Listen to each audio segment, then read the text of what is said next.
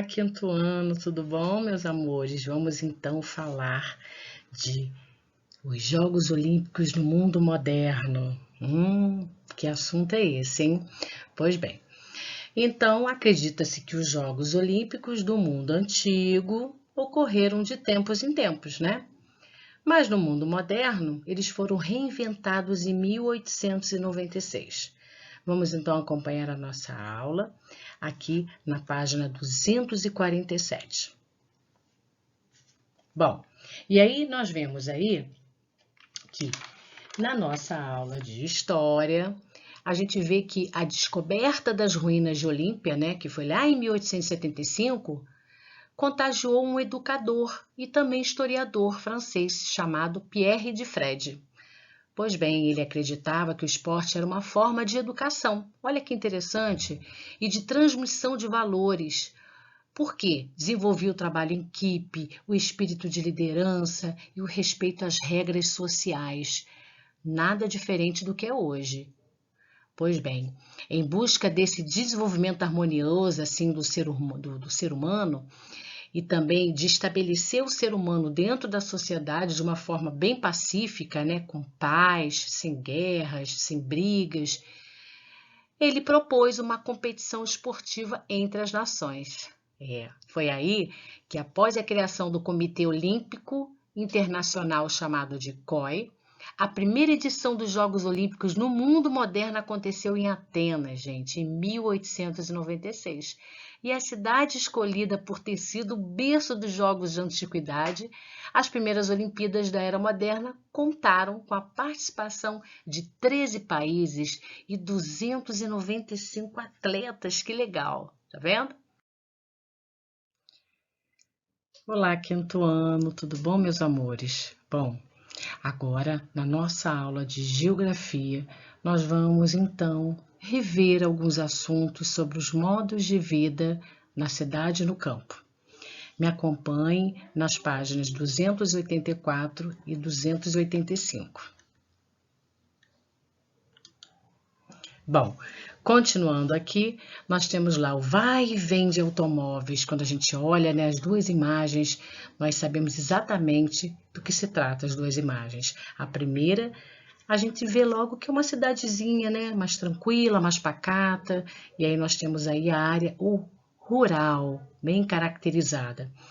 À direita nós temos aí, né, esse tráfego, né, o tráfego imenso, né, esse trânsito, esse congestionamento de carros, enfim.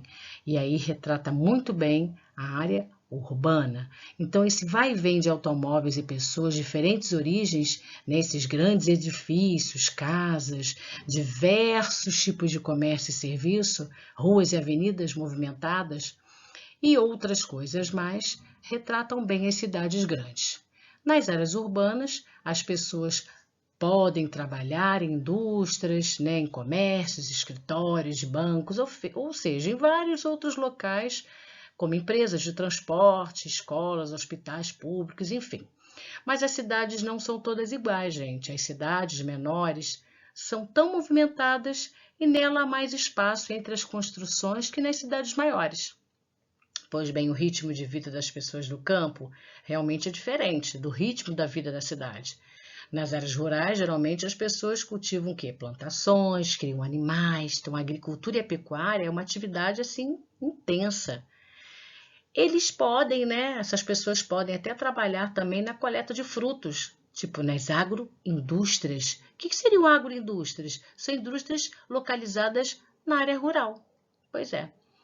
E aí na pesca, na extração também de madeira e de minério. E aí, gente, as atividades das pessoas no campo geralmente estão bastante ligadas ao quê? Ao ritmo da natureza, né? Alguns vegetais, por exemplo, só podem ser plantados ou colhidos em determinada época do ano.